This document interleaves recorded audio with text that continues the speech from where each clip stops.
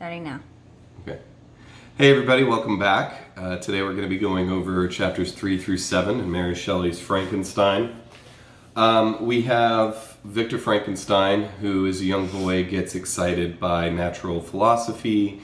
He finds the studies of Paracelsus and Agrippa, and then gets turned away from them because they're interested in the supernatural, but it didn't take him anywhere. So he becomes more fascinated with mathematics, things of that nature. Chapter 3, we learn that his father wants to send him off to study in a new country, so he sends him to university in Ingolstadt, Germany. And he's 17 years old when he heads off. And he's excited, but he's nervous because he's always been in Geneva, and while he's really friendly and loves his friends there, he's not a very social person. He doesn't really know how to make friends. He's never been around strangers. Geneva is somewhat of a sheltered community. But he heads off nervously, and when he gets to university, he settles in and meets his professors. Before he heads off there, actually, his journey is delayed when Elizabeth, his cousin, the blonde-haired girl that his parents adopted from Italy, she falls ill with scarlet fever. Scarlet fever was pretty deadly back then. It was a bacterial infection. Antibiotics had not been created. It's actually related to like strep throat, and get it between 5 and 15 years old. But it spreads easily. Well, his mother is tending after Elizabeth, and unfortunately she contracts the disease and she dies. So now we're starting to see these connections to Mary Shelley's life, and we start seeing the inspiration that she draws from her own personal experiences. Her mother died as a result of childbirth. She had excessive bleeding and died. It's not ironic that Frankenstein's mother then would die. After that, though, he consoles himself, and although grief-stricken, heads off to university. And before leaving, his mother tells him and Elizabeth on her deathbed, "My firmest hopes of future happiness were placed on the prospect of your union." She desired for them to get married. "This expectation will now be the consolation of your father. Elizabeth, my love, you must supply my place to my younger children." She wants her to take care of them. "Alas, I regret that I am taken from you, and happy and beloved as I have been, it is not hard to quit you all. But these are not thoughts befitting me. I will endeavor to resign myself cheerfully to death, and will indulge a hope of meeting you in the world." Perhaps this is Shelley's own projection of what her mother might have thought. We don't know, but it seems awfully loving of thought. So,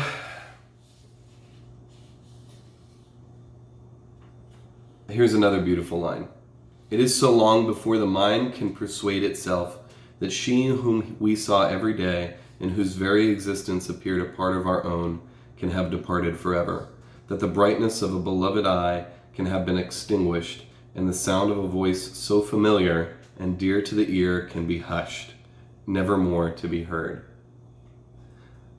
Taking something like death and speaking of it in such romantic a way was really indicative of that time period. She marries Percy Shelley, a romantic poem. She's hanging out in Geneva with Lord Byron and Percy at the time this is created. So he heads off. Clerval, his best friend, has to stay home. His father is a merchant. He doesn't want him endeavoring in childish pursuits, as his father thinks. He wants him to become a businessman, and Clerval isn't happy about that. So he heads off to Germany, and he meets his first professor, Kremp. Portly, ugly guy, kind of harsh, really dismissive of his interests. He meets him in his chambers, and he's a professor of natural philosophy, and he asks him what he's studied, and he tells him point blank, Paracelsus, Agrippa, etc. And Kremp says to him, "Have you really spent your time in studying such nonsense?" He goes, "Every minute."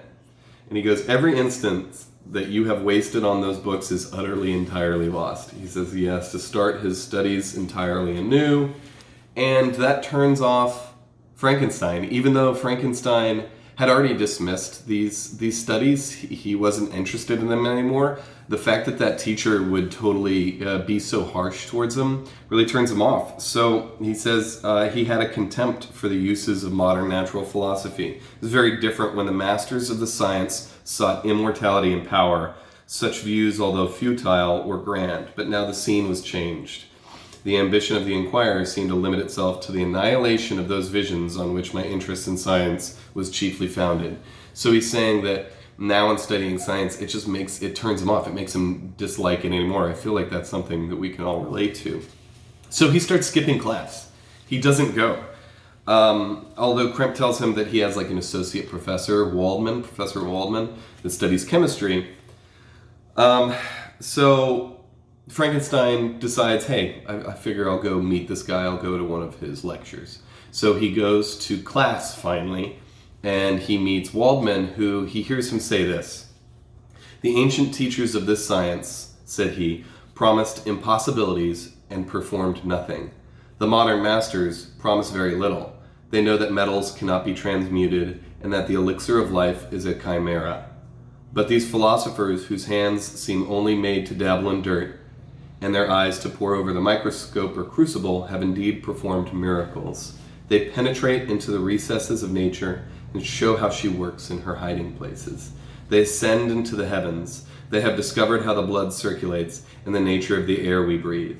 They have acquired new and almost unlimited powers. They can command the thunders of heaven, mimic the earthquake, and even mock the invisible world with its own shadows.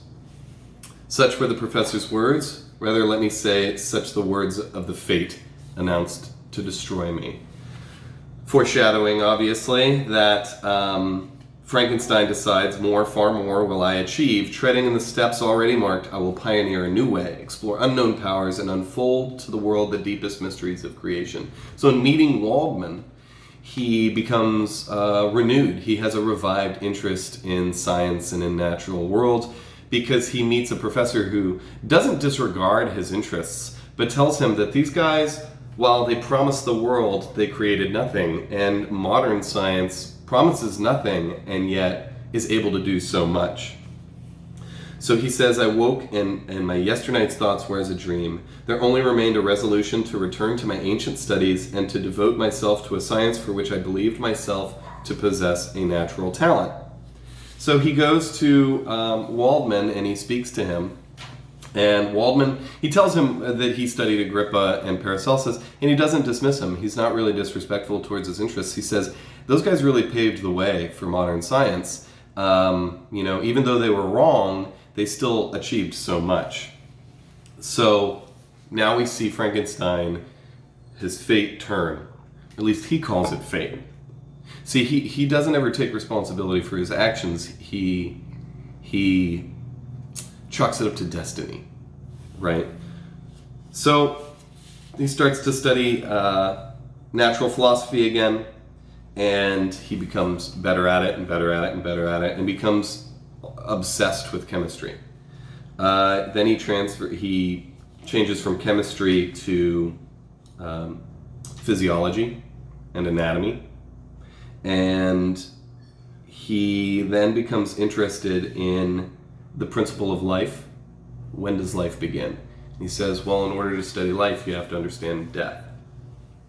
And this is chief, because in chapter 4, he says that I paused examining and analyzing all the minutiae of causation as exemplified in the change from life to death and death to life, until from the midst of this darkness a sudden light broke in upon me, a light so brilliant and wondrous, yet so simple, that while I became dizzy with the immensity of the prospect which it illustrated, I was surprised that among so many men of genius who had directed their inquiries towards the same science, that I alone should be reserved to discover so astonishing a secret. Some miracle might have produced it, yet the stages of the discovery were distinct and probable. After days and nights of incredible labor and fatigue, I succeeded in discovering the cause of generation and life. Nay, more, I became myself capable of bestowing animation upon lifeless matter. Pause there. Okay. So, and then we have a break where we see that Frankenstein is narrating to Walton, because he says, "I see by your eagerness and the wonder and hope which your eyes express, my friend, that you expect to be informed of the secret with which I am acquainted. That cannot be. Listen patiently until the end of my story, and you will easily perceive why I am reserved upon that subject." He's not going to tell him the secret to regenerating life because, well, he says, "Listen to my story and you'll understand."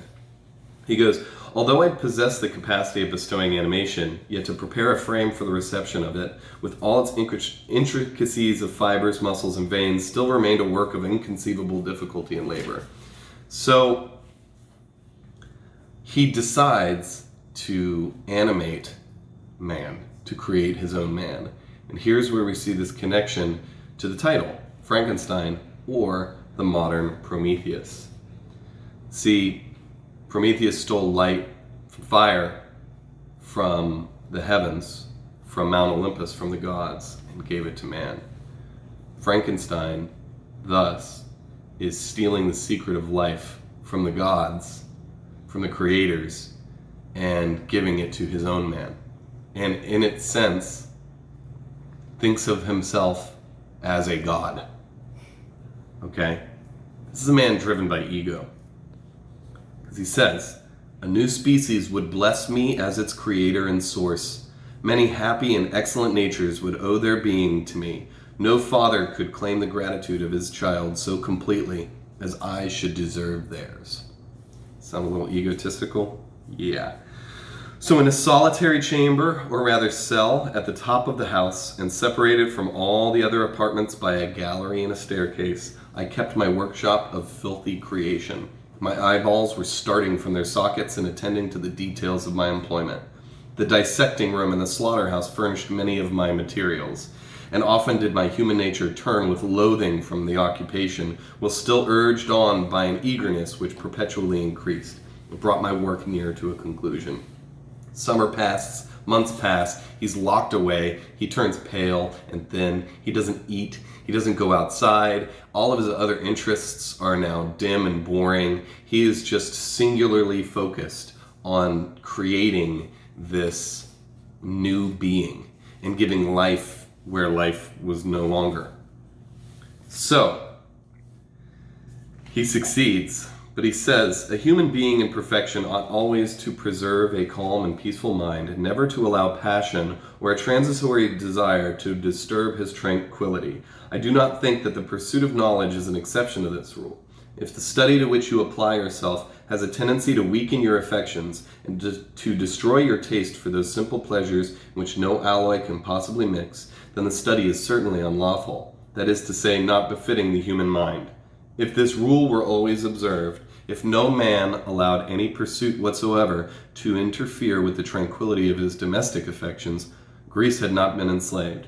Caesar would have spared his country. America would have been discovered more gradually, and the empires of Mexico and Peru had not been destroyed." He's saying that when men are driven, singularly driven to achieve something like to find a new world, they lose their stability, they lose that centeredness that keeps them calm and balanced and well-rounded. And Shelley here, through Frankenstein, is claiming that it is that singular focus, that drive, that passion that is so destructive to society. Chapter 5, this chapter 5 is really cool because it's when he creates his monster. "It was on a dreary night of November that I beheld the accomplishment of my toils. With an anxiety that almost amounted to agony, I collected the instruments of life around me, that I might infuse a spark of being into the lifeless thing that lay at my feet. It was already 1 a.m. The rain pattered dismally against the panes, and my candle was nearly burnt out, when, by the glimmer of the half-extinguished light, I saw the dull, yellow eye of the creature open. It breathed hard, and a convulsive motion agitated its limbs. How can I describe my emotions at this catastrophe, or how delineate the wretch whom with such infinite pains and care I had endeavored to form? His limbs were in proportion, and I had selected his features as beautiful. Beautiful! Great God! His yellow skin scarcely covered the work of muscles and arteries beneath. His hair was of a lustrous black and flowing, his teeth of a pearly whiteness. But these luxuriances only formed a more horrid contrast with his watery eyes that seemed almost of the same color as the dun white sockets in which they were set, his shriveled complexion and straight black lips. The different accidents of life are not so changeable as the feelings of human nature. Hey! I had worked hard for nearly 2 years for the sole purpose of infusing life into an inanimate body.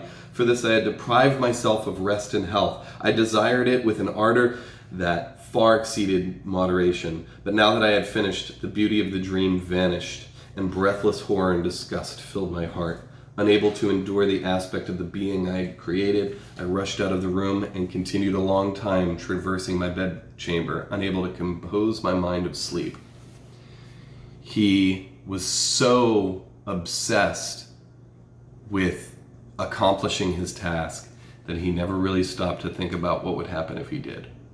And I think this is something that we see throughout science. It's more obsessed with whether you can and less about whether you should.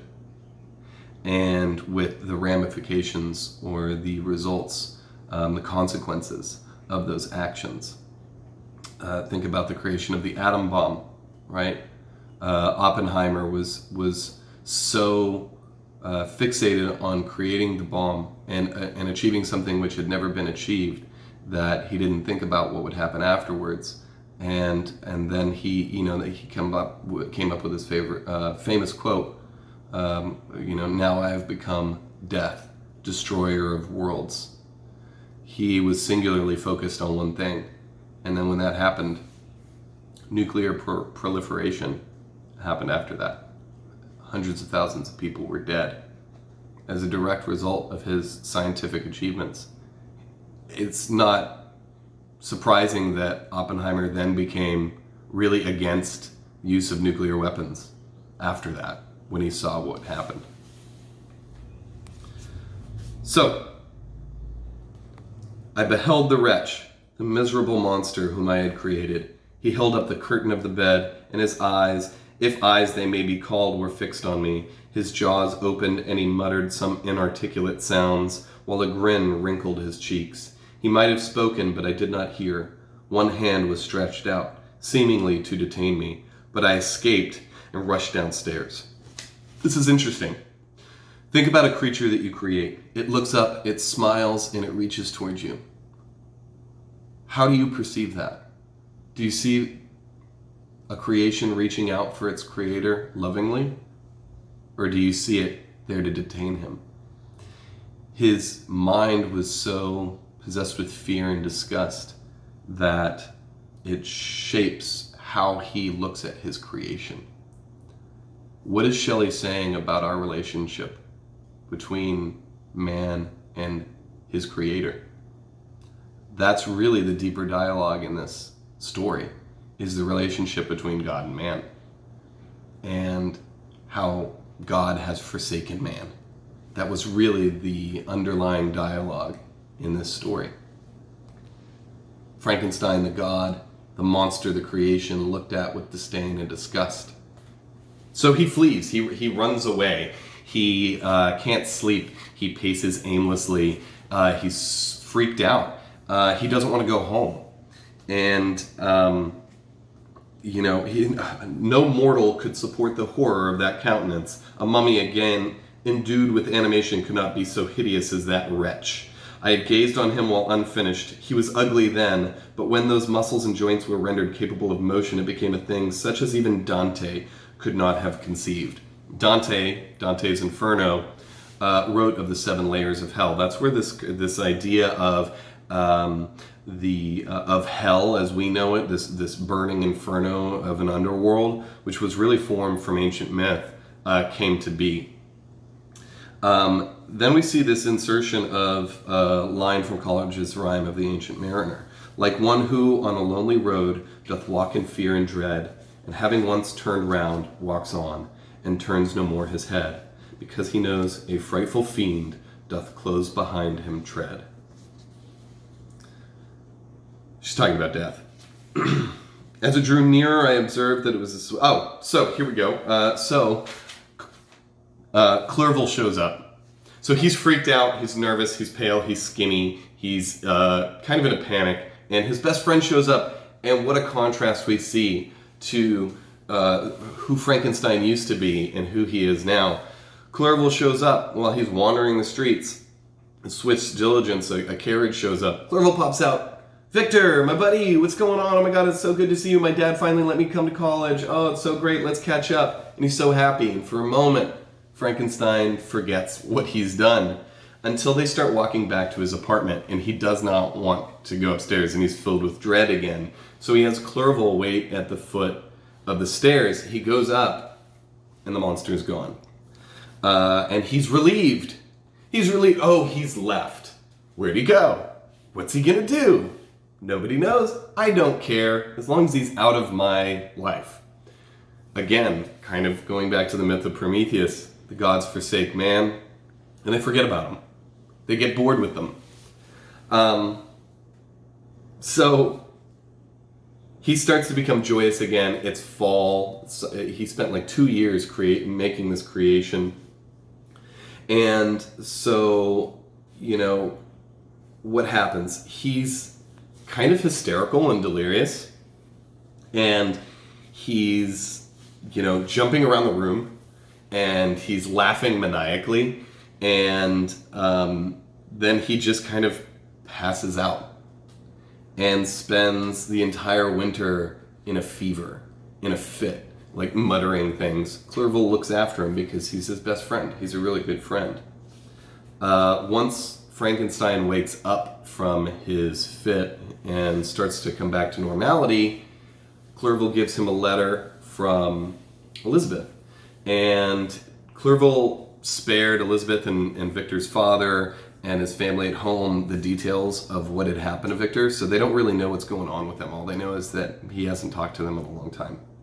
And so we have a letter from Elizabeth, and it's all happy, and it's wonderful, and oh, everything is perfect in Geneva, just as you left it, and oh, Justine's doing well, she had to go home, her mother, died, and it was sick, and she tended after her, all of her kids had died. Justine comes back to them, and she's so wonderful, she's such a great girl, yada, yada, yada. And then, Elizabeth tells him of his darling little brother, William, who's like 5 years old. And William, again, is the name of Shelley's son, right? I must also say a few words to you, my dear cousin, of little darling William. I wish you could see him. He is very tall of his age, with sweet, laughing blue eyes, dark eyelashes, and curling hair. When he smiles, 2 little dimples appear on each cheek, which are rosy with health. He has already had 1 or 2 little wives, but Louisa Byron is his favorite, a pretty little girl of 5 years of age. And so he's so excited, he writes her back, and he decides that he wants to return to Geneva. So when he returns, he has to go back. He says goodbye to his professors that he's leaving. And when he gets back, he has a letter from his father. And unfortunately, this letter is not as cheery and positive. He tells him that William is dead. He's been murdered. And he was strangled. He was out playing in the woods with his friend, and they were playing hide and seek, and William goes off to hide, and he never comes back. His friend can't find him. He looked for him for a long time, then he waited for him, and he never leaves. So his father, Victor's father, Alphonse, heads off in the woods with a search party with torches and starts looking for William, and when they find him, they see that he's been strangled. They bring him home, they lay him on the bed. Elizabeth goes to see him, and Elizabeth utters that, she says that I've killed him. She feels guilty because she had given him a necklace with their mother's picture in it, and when she saw his body, that necklace was gone, so she blamed herself because she assumed that the necklace was what the murderer had desired. And so they find the fingerprints on his neck. And so they assume that was the motivation for the crime. So Frankenstein decides he has to head home at once, but he can't. The snows make the roads impassable. He can't get to Geneva from Germany. Germany is north of Switzerland, so he has to travel south through the mountains. Obviously, the mountain roads are impassable. In the winter, he has to wait for them to clear up. And he's like really eager to get there, but then once he starts to get closer and closer, he's filled with dread, and he doesn't want to. So he stops in a nearby town and he stays there for a few days trying to figure out, prepare himself for getting home. When he gets to Geneva, it's the middle of the night and the gates to the city are locked. And so he decides to head to the place where William, his brother, was killed.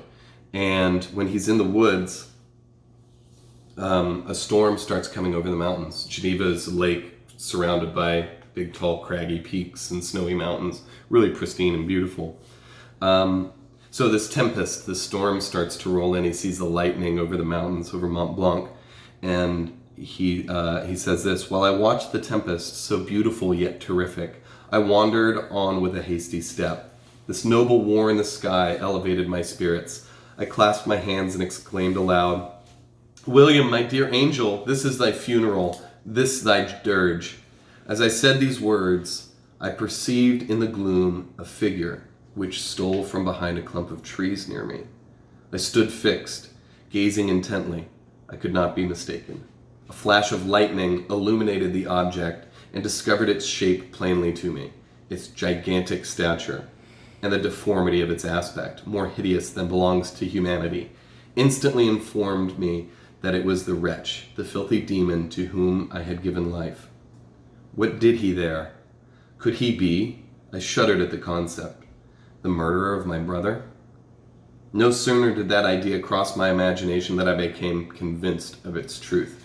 He sees his creature off in the distance, and the lightning flashes and illuminates his shadow. He sees how big. He's 8 feet tall, okay, with this long black hair, black lips, deformed. Flash of lightning dissipates. It's dark again, and then he thinks, I'll go after him. But then another flash of lightning comes, and the creature is now scaled a peak to a mountain, like that. So this isn't Frankenstein, this thing is strong, he's big, he is nimble, he's agile, and he can scale peaks so quickly. So he's like, it's been 2 years since he created it. 2 years had now nearly elapsed since the night on which he first received life. And was this his first crime? Alas, I had turned loose into the world a depraved wretch whose delight was in carnage and misery. Had he not murdered my brother? Once he finally gets home, he sees his other brother. And it's been 6 years since he's been home, since he headed off. He sees his brother Ernest, who's like 16 years old now. And he tells him, yes, it's terrible, terrible what happened. Fortunately, we found the murderer. And, he's like, the murderer's been discovered? Oh my God, how do they know, Could we pursue him? There's no way we would get him. And then Ernest tells him, yeah, it was Justine. Justine killed him. And he's like, no, that can't be. Justine is innocent. And he's like, no, it's true. They found the locket in her jacket pocket. And of course they've already made this connection, this assumption that the locket was the motivation for the crime, and now Justine has it in her pocket, so clearly she must be the murderer. And then she's so grief-stricken, she says, yeah, it was me. Why would she do that? So she's to be tried that morning, and so Frankenstein says, no, clearly she's innocent. This will be cleared up. This will all get sorted out. And that's kind of where we're left with chapter 7. But notice that Frankenstein didn't tell Clerval what had happened. He hid it from him because he was ashamed, or maybe he thought he was insane. He doesn't tell Ernest or his father or Elizabeth, no, I created this monster. He thinks about it, and then he decides not to because, how do you tell that story, right? Oh yeah, I animated a being who has now come down here and murdered William. One, that's pants on head crazy. 2, is he not now guilty of William's demise? So he hushes it up and he just hopes that Justine will be rendered innocent. You know, there's only circumstantial evidence, so surely a court will not find her guilty, right? That's his assumption. And so chapter 8 will pick up there. Go ahead and take your quiz. Hopefully this covers a lot. It's going to be from chapters, I think, 5 through 7. But chapters 3 and 4 are so critical in his motivation. So I hope you're enjoying it. I know the language is tricky, but as you read on, just like with Othello, it should get easier as it starts to go. If you're having trouble with it, check out the side-by-sides in SparkNotes. Look up the summaries in SparkNotes. They're not going to help you take the quizzes because I looked at SparkNotes and picked things that aren't there. But if you're watching these and you're actually reading the book, you should be fine. Okay. Have a good day.